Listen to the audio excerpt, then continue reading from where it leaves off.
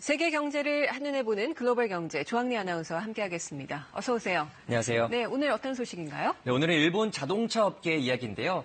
이 사진의 주인공은 세계 자동차 업계를 쥐락펴락했던 카를로스 곤 전 회장의 얘기입니다. 네. 지난 1999년에 부도 직전에 닛산을 맡아서 단 1년 만에 흑자로 돌려놓으면서 일본의 이제 영웅처럼 여겨졌었는데요. 그렇죠. 최근까지 이 르노와 닛산 그리고 미쓰비시 3사 연합을 이끌면서 업계 2위의 신화를 일군 회장인데 그런 그가 지난 19일에 검찰에 전격 체포가 됐습니다. 네.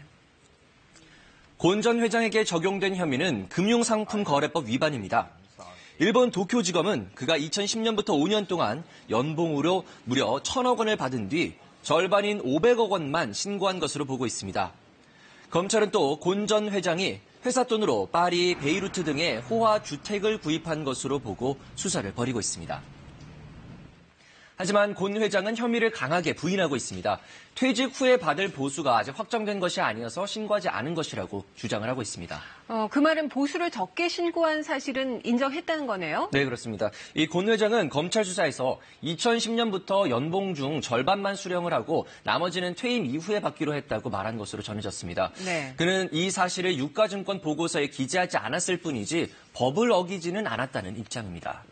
근데 곤 전 회장이 구속 상태에서 이제 수사를 받고 있는데 르노와 닛산 반응 또 대처가 달라도 너무 다른 것 같아요. 이 이유가 나중에 나오는데요.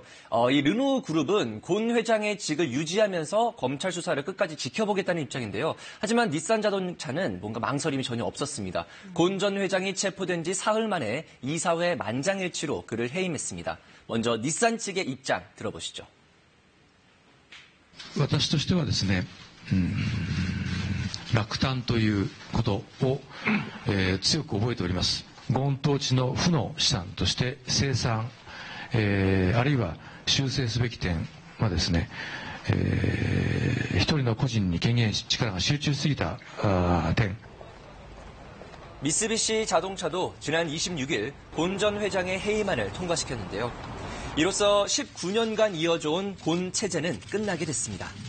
그런데 곤 전 회장의 비리는 내부 고발로 알려지게 된 거죠? 네, 닛산 측은 지난 수개월 동안 자체 조사를 벌이면서 관련 내용을 검찰에 통보했다고 밝혔습니다. 이 때문에 곤 전 회장의 체포를 두고 사전에 계획이 된 것이 아니냐는 의혹이 쏟아지고 있습니다.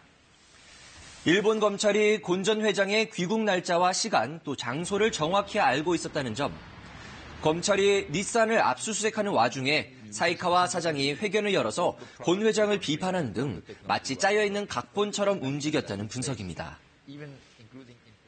They now see themselves as the driver of wherever that company goes, and they don't like the fact that they're going to be pushed into some kind of alliance with state France corporatism.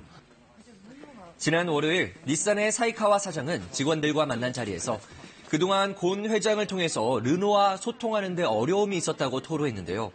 그러면서 앞으로는 르노로부터 닛산이 자율성을 보장받는 데 도움이 될 것이라고 말했다고 월스트리트 저널이 보도했습니다.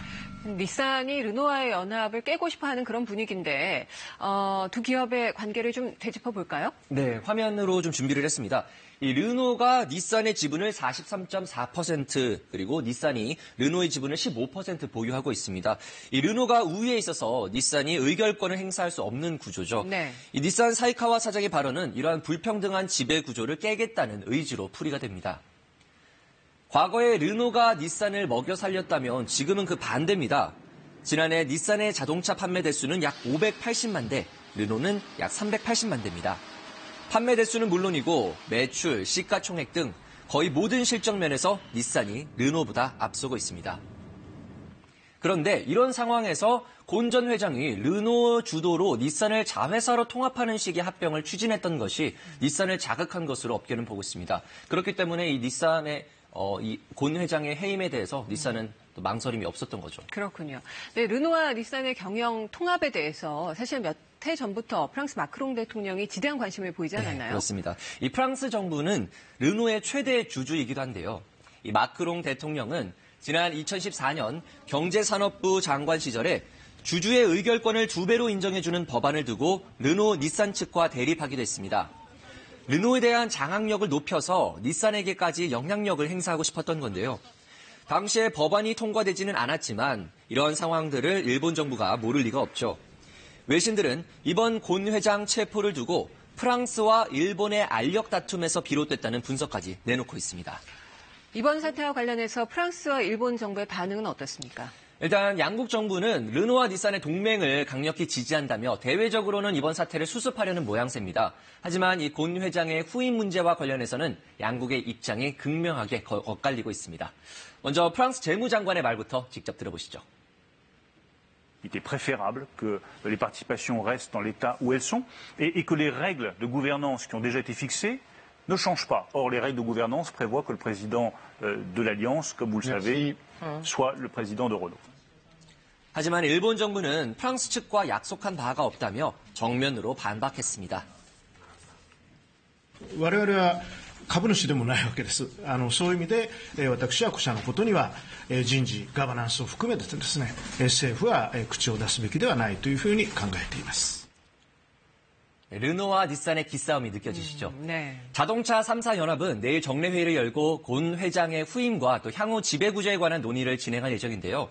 닛산 측은 일본이 이사 중에 회장을 선출하겠다고 했지만 이 고위직 임명권은 르노에게 있어서 양측의 입장 차이를 좁히기는 쉽지 않을 전망입니다. 네. 오늘 소식 잘 들었습니다.